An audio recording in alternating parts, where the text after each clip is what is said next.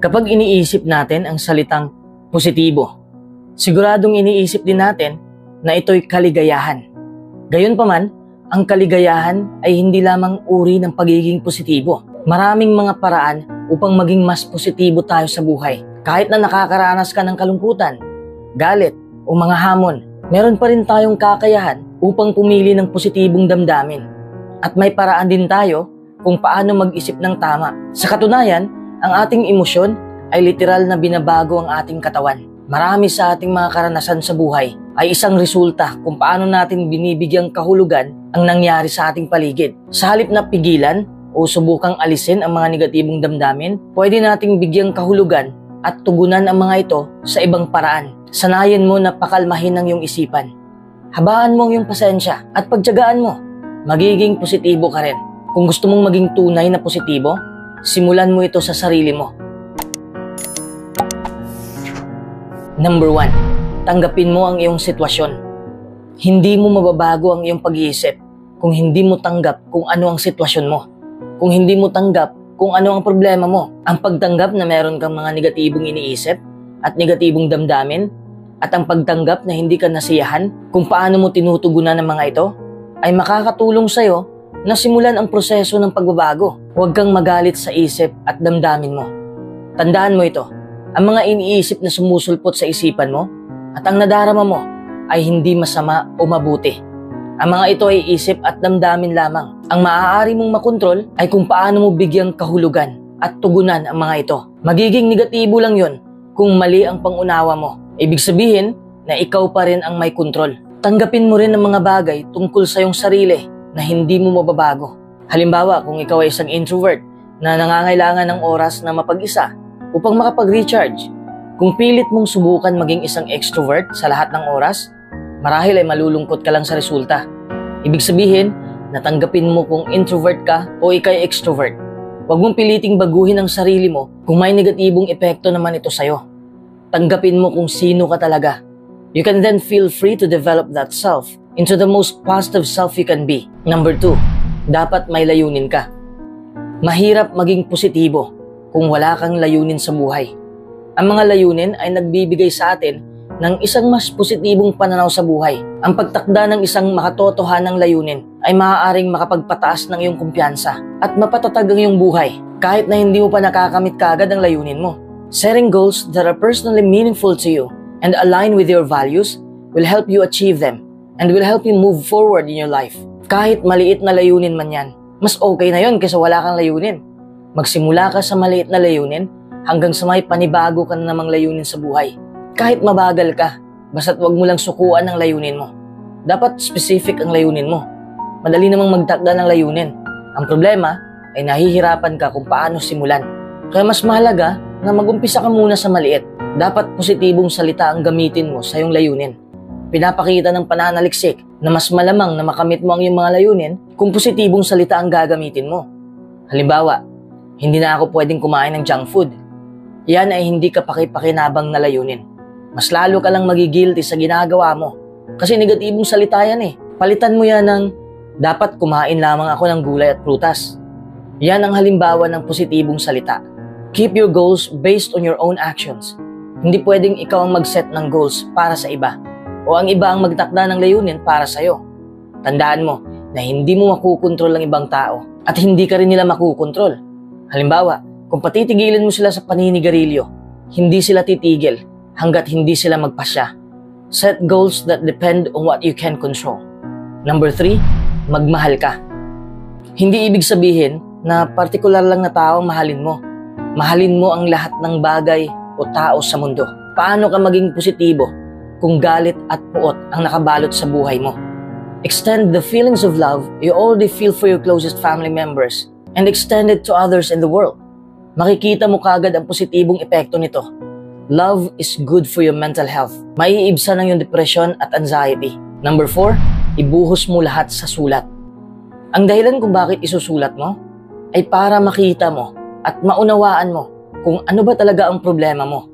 Lahat ng emosyon mo, isulat mo. Saan ba galing ang mga kanta? Sa emosyon at karanasan ng mga manunulat. Makakatulong ang pagsusulat na makita ang lahat ng mga emosyonal na karanasan sa bawat araw mo. At madali mong matukoy kung saang banda ang nangangailangan ng pagsasaayos. Matutulungan ka rin itong ituon ang pansin sa iyong mga positibong karanasan upang mas malamang na alalahanin mo ito sa paglaon. Huwag mong isulat ang mga hindi mo gusto. Kapag nakapokus ka lang sa mga ayaw mo, mas lalo kang maging negatibo sa buhay. Write down what you felt without judging it as either good or bad. Bibigyan kita ng halimbawa. Nasaktan ako dahil sinabihan niya ako na pangit. Sa halip na yan ang isulat mo ang iyong pagtugon. Paano mo sasagutin yan? Sinabihan man niya ako na ako'y pangit, but someone else can't define me or my worth. Only I can do that. O diba mas effective ang positibong pagtugon? Try to think about how you can use these experiences as learning experiences. How can you use this for personal growth? Ano ba ang gagawin mo sa susunod pag mangyari to? Halimbawa, sa susunod na pagsabihan ako ng masasakit na salita, alalahanin ko na hindi ako maniniwala sa sinasabi nila. Sasabihin ko rin sa taong yon na ang kanyang mga salita ay nakakasakit na at tunay na nasaktan ng aking damdamin upang malaman niya na mahalaga rin ang aking emosyon. Number 5, mapagpasalamat. Lagi ko na itong sinasabi sa mga videos natin. Paano ka maging positibo kung hindi ka grateful sa mga bagay na nasa sayo na? Practice active gratitude. Hindi lang yan hanggang pakiramdam na lang. Dapat inaaksyonan mo rin. Ang pagpapasalamat ay may hatid na kabutihan sa buhay natin. It changes our perspective almost immediately. And the rewards keep growing the more we practice active gratitude. It helps you feel more positive and increases feelings of happiness. Ibahagi mo sa iba ang pagpapasalamat mo. Iparinig mo sa kanila na mapagpasalamat ka para makadama rin sila ng ganitong klaseng enerhiya. It can also inspire positive feelings in the people you share with. Pasalamatan mo ang bagay na ikinatutuwa mo. Recognize all the little positive things that happen throughout the day. Ang daming bagay sa mundo at sa karanasan mo ang pwede mong pasasalamatan. Savor these good things. Tayo kasing mga tao, mas mapapansin pa natin ang negatibo kaysa sa positibo. Mindfully acknowledge the positive things in your life. Try to store them in your memory. Halimbawa, kapag nakakakita ka ng magandang tanawin, sabihin mo sa sarili mo, napakaganda ng sandaling ito at gusto kong maisip to palagi. Sa oras na papasok ang negatibo sa isip mo, alalahanin mo lang ang mga magagandang bagay na nakikita mo. Number 6, dapat positibo ang iyong pananaw. Makakapagpataas ito ng kumpiyansa mo. Isipin mo na ang buhay mo ay magbabago. Huwag mong isipin na hanggang dyan ka na lang. Kung iniisip mo palagi na hindi patas ang mundo, hindi mo mababago ang buhay mo. Ang dami mong kamalian sa buhay. Hindi ka maging positibo. Paano gagaan ang iyong pakiramdam kung negatibo ang pananaw mo sa buhay? Ang pagkakaroon ng positibong pananaw ay hindi ibig sabihin na wala ka nang iniisip na mga hamon sa buhay o wala ka nang mapait na karanasan. Meron pa rin mga pagsubok kahit positibo ng pananaw mo. Pero iniisip mo na makakaya mo lahat yon. It chooses to interpret them differently. Tanggapin mo ang tunay mong sitwasyon at ihanda mo ang iyong sarili na harapin ang bawat pagsubok. Dapat mong tanggapin na hindi mo makukuha kagad ang pinangarap mo at kailangan mo pang paghirapan ang mga ito. Number 7. Huwag mong iwasan ang negatibo. Isa sa mga pagkakamali na ginagawa ng mga tao ay sinusubukan nila na iwasan o binaliwala ang mga negatibong karanasan. Iniiwasan dahil masakit, di ba? Gayunpaman, kapag pipigilan mo o binaliwala mo ang mga negatibong ito, ay talagang nakakadagdag pa ng negatibo sa iyong buhay. Hindi yan mawawala. Consider how you can reframe these experiences. May matutunan ka ba sa mga ito? May maraming mga imbintor na nagkamali ng maraming beses. Sa halip na sumuko o umiwas sila, mas lalo pa nilang pinag-aralan ng mga pagkakamaling yun. Anong resulta? Nagtagumpay ang imbensyon. Instead of letting yourself immediately respond to a challenge or negative experience with negativity, take a step back and examine the situation. What really went wrong? What is really at stake? What can you learn from this to do differently next time? Has this experience taught you to be kinder, more generous, wiser, stronger? Taking a moment to reflect on the experience rather than automatically seeing it as negative will help you reinterpret it. Number 8, gamitin mo ang iyong katawan. Ang katawan at isipan mo ay konektado. Kung nahihirapan kang magpakapositibo, ibig sabihin, ang katawan mo'y wala sa tamang paggalaw. Ang postura mo ay may malaking impact sa pamumuhay mo. Try standing up straight. This is called a power pose. It can actually help you feel more confident and optimistic. Tapos ngumiti ka. Kahit masaya ka man o hindi, Kapag ngumiti ka, mapapaganda nito ang iyong mood. Magsuot ka ng mga damit na komportable sa'yo. Makakapagpagaan rin yan ng mood mo. What you wear affects how you feel.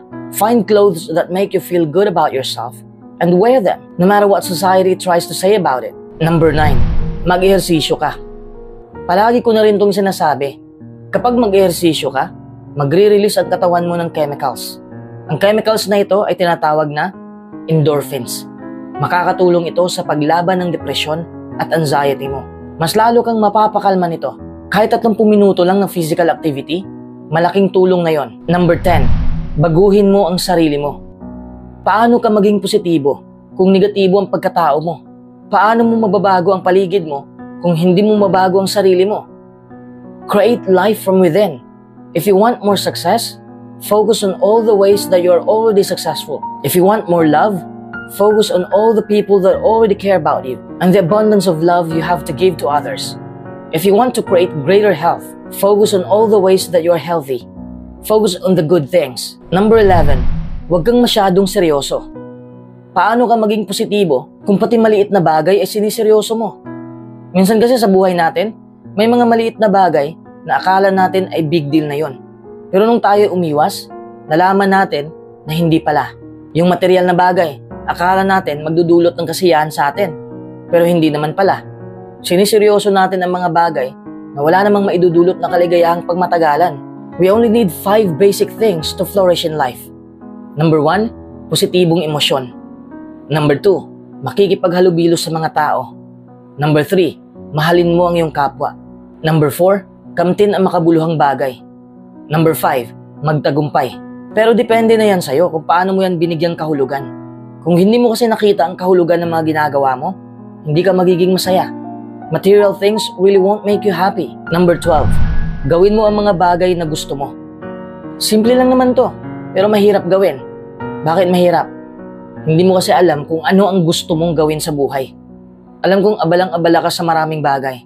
Sana naman ay may oras ka sa mga bagay para sa sarili mo. When you do something that you love, you are distracted from being sad or negative.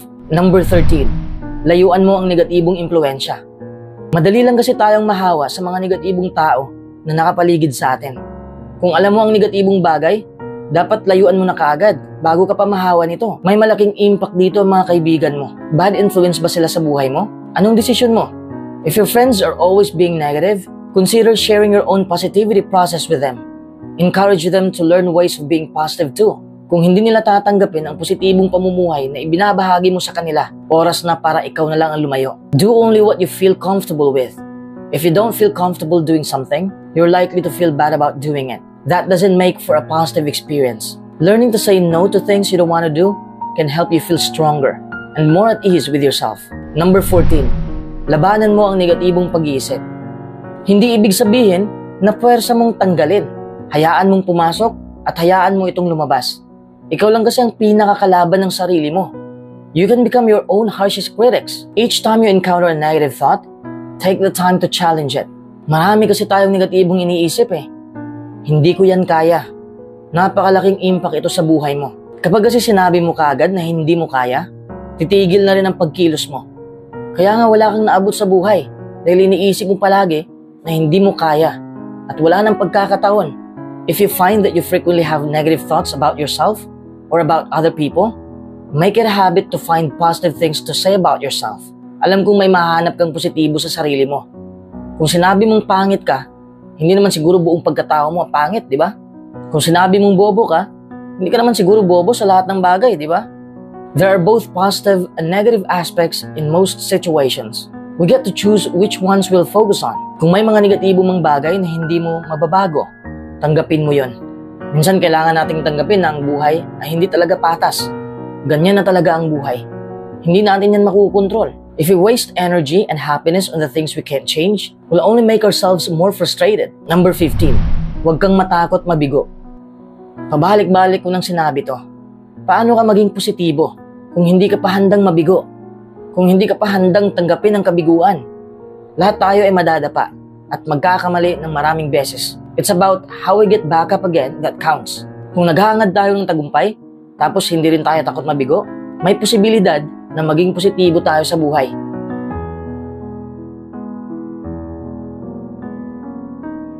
Sa video ito, Number 7, magtakda ka ng kapani-paniwalang layunin. Number 8, maghanda ka sa mga di inaasahang pangyayari. Number 9, humingi ka ng tulong sa mga taong mapagkakatiwalaan mo dahil hindi ka nag-iisa sa laban ng iyong buhay. Number 10, dapat patuluyan ang iyong pagbabago. Hindi pwedeng sa ngayon lang. At tandaan mo to, huwag kang maghintay sa tamang pagkakataon para gawin ang lahat